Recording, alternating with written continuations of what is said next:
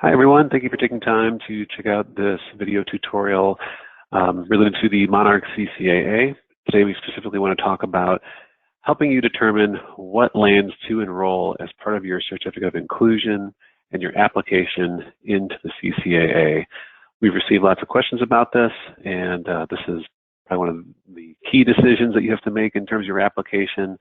And so we wanted to give a little bit more detail and give you some more resources to help you work through that.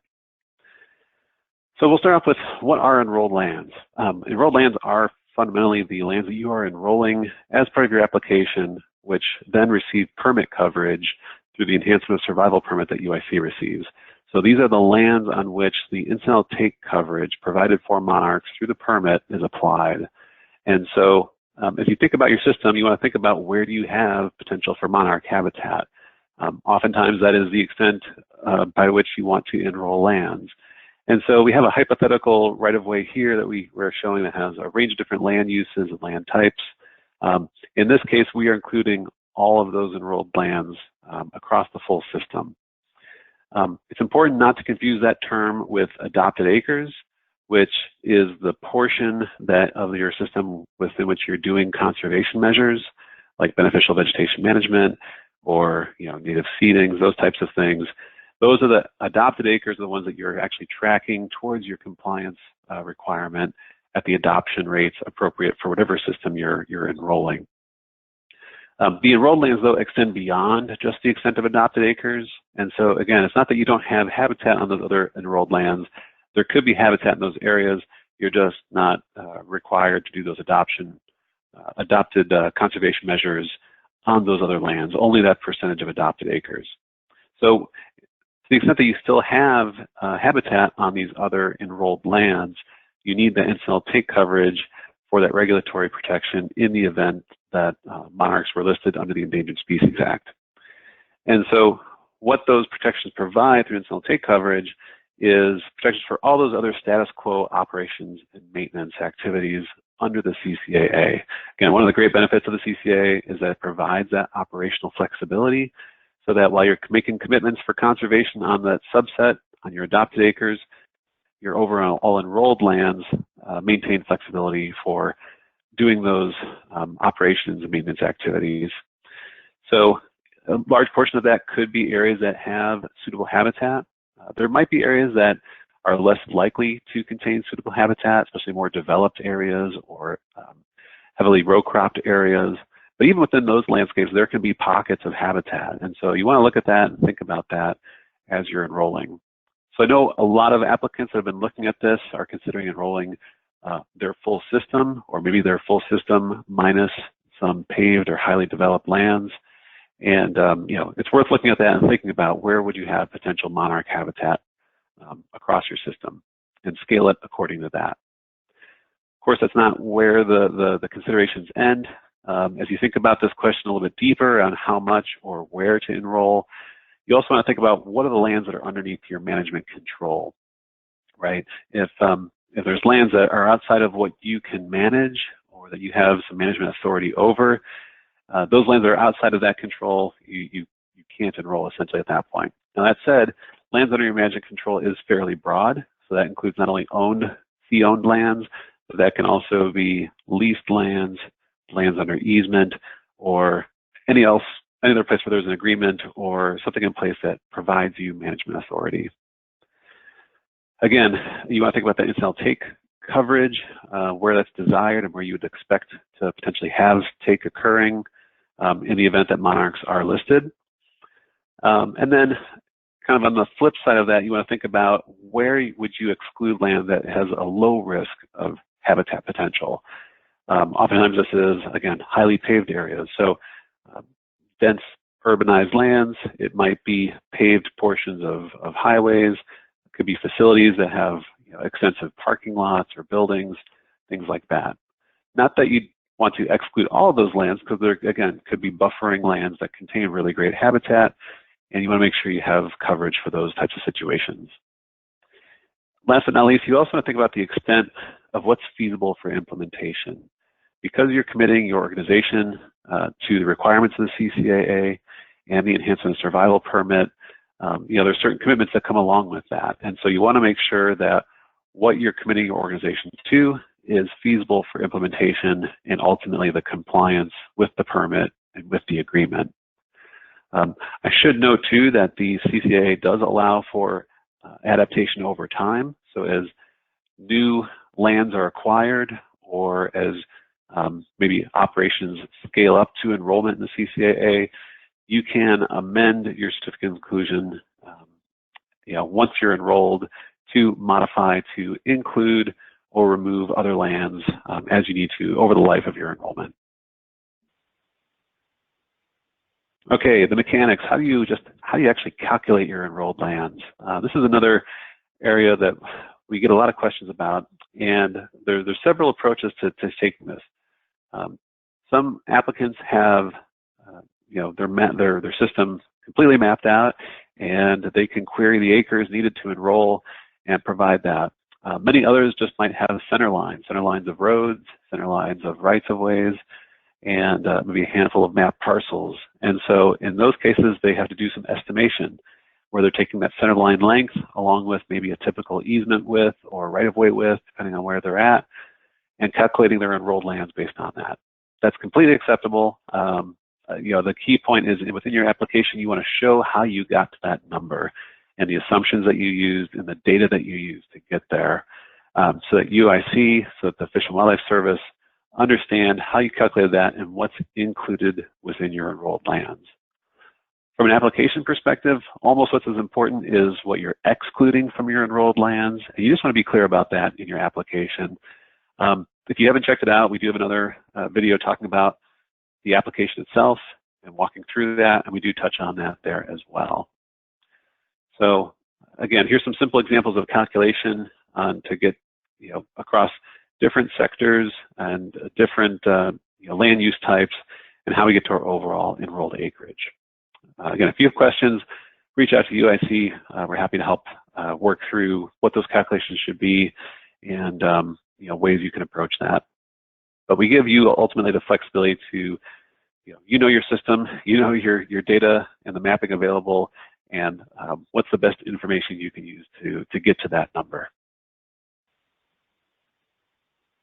Okay, so with that, I also want to show you where within the CCAA itself, and again, the CCAA is available both on the Fish and Wildlife Services website as well as in the toolkit on UIC's website.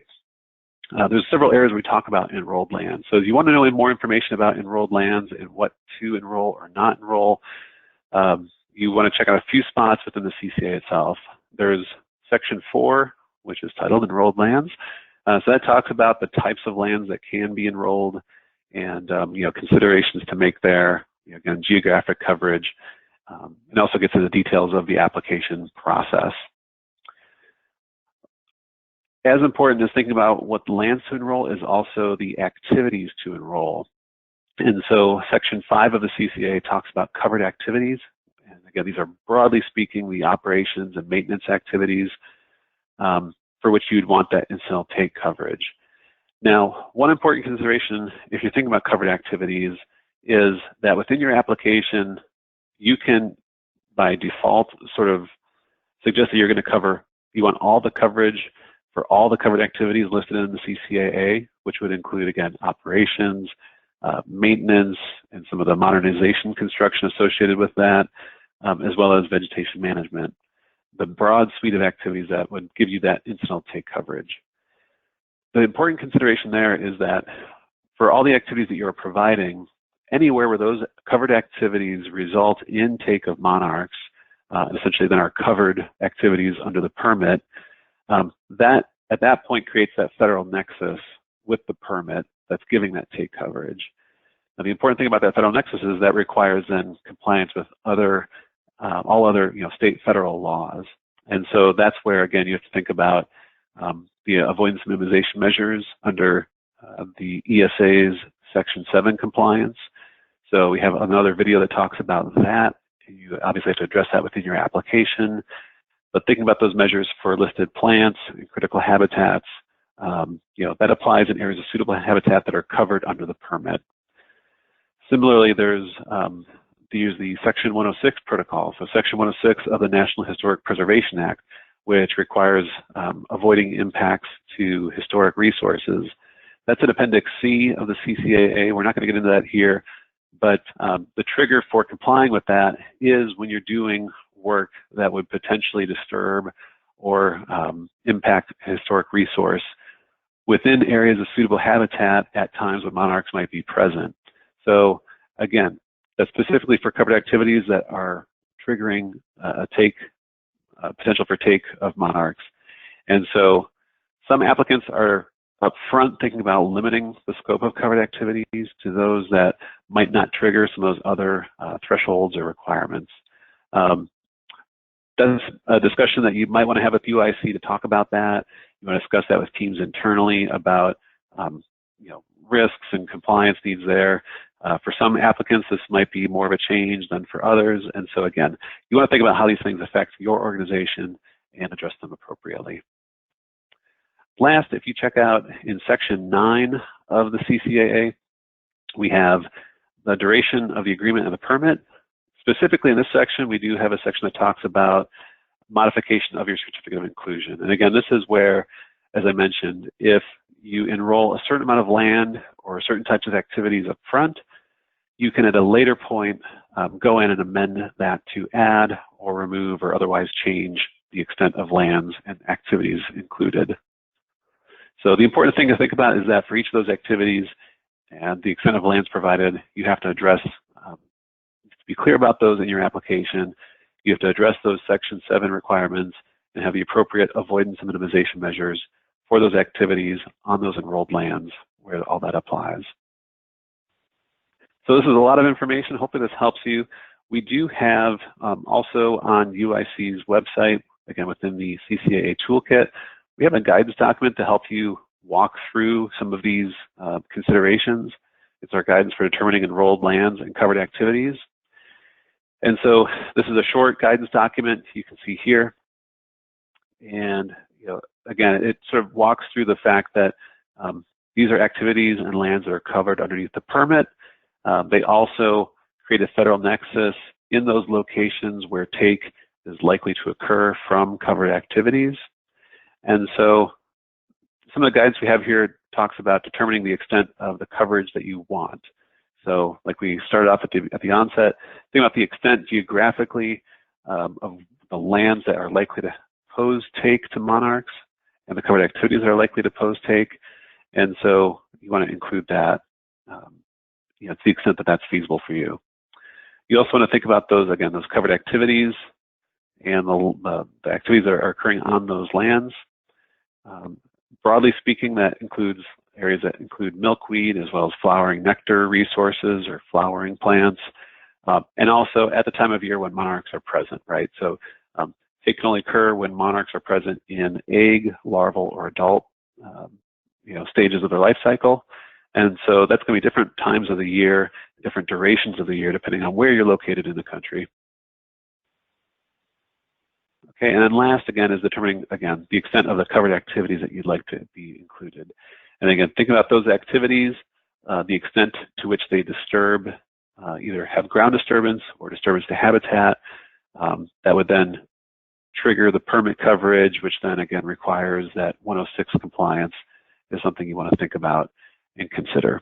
So if that is a concern, I know a lot of applicants are looking at, I shouldn't say a lot, but some are thinking about, upfront, maybe they include activities that don't disturb ground. So, vegetation management, survey and access, those types of things that you need to implement the agreement. And then, potentially they could amend those agreements later on to include other activities, as they see fit. Hey, Dan, here's a common question that we often get. Can you elaborate a little bit more on some examples of lands that are typically excluded from enrolled lands? Sure, yeah, that's a good question. It's oftentimes helpful to know what's not included to help define what you should include, right? So as far as lands that are typically excluded, or at least what we've seen from some applicants, again, some DOTs are considering excluding pavement. I shouldn't say it's exclusive just of DOTs. That could be other applicants that have lands that might have some extensive areas of pavement. So it might be as part of parking lots or building facilities, things like that. Again, pavement's not going to typically be a place where there's monarch habitat, so that can be excluded. Now that said, there are some parts of the country that are really good at growing milkweed, and I know some of those partners are considering including some paved areas because they do find that, say in between maintenance cycles, you'll have milkweed growing up in, along the edges of pavement or, things like that. So, again, we encourage people to look at their systems, think about risks and what they want to do there. But, by and large, paved areas are at low risk of monarch take, and those could be excluded. Similar vein, densely urban areas, I mentioned that earlier, but again, areas that have a lot of buildings and infrastructure and things like that, which you're going to have little to no natural land cover, those types of things that you'd want to exclude. I know in certain agricultural settings that's also a consideration, but one thing to think about there is that land uses change, right? So what might be row crop this year might be fallow next year, and or converted to some other use. And with those changes in use, or if something's idle, that can produce potential habitat. And so people want to weigh that and think about that as they're looking at lands like that. I'd also say, other things that people are thinking about in terms of excluding for lands is, and this is oftentimes for larger applicants, is they might exclude certain operations initially. So it might be that, especially, thinking of utilities where they have, maybe both electric and gas operations, it might be easier for them to, say, enroll the electric operation or the gas operation and sort of pilot it with one program and then transition the other program into that once they've sort of gotten some experience under their belt. And I've seen that happen in a few cases. Again, that's sort of partner or applicant specific, and something to think about, that if you do manage multiple programs or operations, some might be more ready to adapt into a CCAA and all the requirements than others. And so we do allow for that kind of adaptability. Yeah, on that point, I know some applicants are taking the strategy of enrolling a portion of their system and then kind of testing that out, as you said, of kind of a pilot process, and then may consider enrolling a larger portion of their system in the future. Can you talk a little bit about how that may be impacted by a potential effective listing date? Yeah, that's a great point. And yeah, a lot of people are thinking about that, right? So with the listing decision coming up in December of 2020, and people are looking at their applications now, there's a question as how much do I enroll now versus later? As I mentioned in section 9 of the CCAA, right, we have provisions that allow for amending once applicants are within the CCAA, once they become partners and are sort of accepted into the program, they can amend their certificates of inclusion to add or remove lands down the road. And so, yeah, a lot of people are looking at the potential for a future listing, whether there's a decision now or sometime in the future to potentially list. And so they're asking, well, do I enroll a subset now just to sort of get the experience and then maybe ramp up later? And yes, in short, applicants can do that. They can enroll a small subset of their operation, of their land, to get the application in, to be considered in the program, and then potentially scale that up at some point after they've had that comfort level or post a listing decision. They can do that. We also do allow for them to enroll up front, but have a defined ramp-up period. So there's sort of two avenues they can take there. If they decide to enroll everything up front, but then commit to the sort of ramping up of their adopted acres, that that allows them to have coverage across their full system up front while ramping up their compliance with the agreement. But if they do take the other route where they just want to enroll a smaller subset to begin with and sort of then adapt later, that's another option. I think between those two options, if people want to think about that, obviously if they enroll everything and they ramp up, that sort of provides a bigger upfront commitment, which can weigh a little bit heavier into the listing decision itself, versus if if people are sort of enrolling a small subset, UIC and the service doesn't really know to what extent or how much they're committing to ramping up in the future, and so that gets considered with a little bit less weight as far as decision making goes and being considered as part of the listing decision and the overall kind of conservation acreage that's contributed there. So yeah, lots to think about there, and hopefully that helps people to navigate that on their own. Yeah, and just kind of building on that, I would add that just as a reminder, enrollment in the CCAA is only allowed up until a potential effective listing date. So after the effective listing date, if you haven't applied to the CCAA, you're essentially out of luck. But if you have enrolled at least a small portion of your system, you can continue to amend your certificate of inclusion to include those additional lands in the future, regardless of that listing. So there's definitely value in enrolling, ahead of time, even if it's a small portion of your system.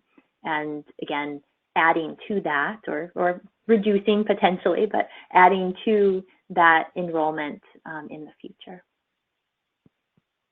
Yeah, that's a great point. One last question I had too that has come up in a lot of our discussions and also relates to amending your certificate of inclusion to potentially include additional lands would be construction activities. And can you talk a little bit about kind of the cycle of a construction activity and at what point you could essentially get coverage by the CCAA?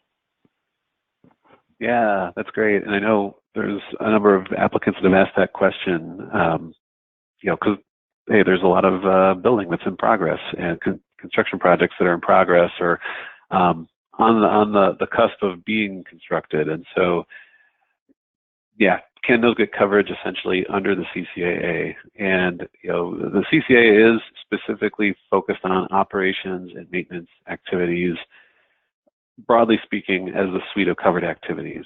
And so new construction, so construction on lands that have, no other sort of prior association with energy or transportation uses, those, and those also have often a large number of other sort of regulatory approvals. Those are outside of what's considered covered activities. So that upfront construction would not be included or eligible to be a covered activity under the CCAA. But I think the important point is that once that, let's say, new right-of-way or new project is built, when it moves into that maintenance cycle, post-construction, at that point it can be enrolled, and then it can be included as all the subsequent work can be done as covered activities at that point. So, so if it's an upfront project, that's typically not going to be considered a covered activity. We do have an allowance for what we call modernization activities within the CCAA. But again, those are sort of, if you think about, upgrades or additions to sort of existing infrastructure. So again, it has sort of a nexus of sorts with maintenance of sort of current systems to be, a covered activity. New construction is considered outside of that and therefore not a covered activity. Great. Yeah, I think that's helpful. Thanks, Dan. So again, that guidance document is on the toolkit as well as the CCAA itself. And again, thank you for taking time to think about your enrolled lands, consider enrolling in the CCAA, and contributing to conservation of monarchs. Thank you.